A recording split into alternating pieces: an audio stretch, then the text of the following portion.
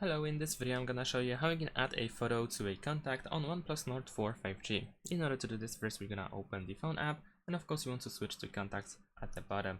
Then we need to select the contact that we want to edit. And now the important information is that the contact must not be saved on a SIM card. If you try to edit the contact that is saved on a SIM card, then you will not have the option to set up the photo. So make sure that the contact is saved on the device or your Google account.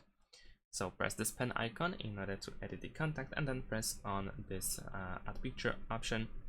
And now you can use your camera in order to take the picture and set it up as a photo for the contact.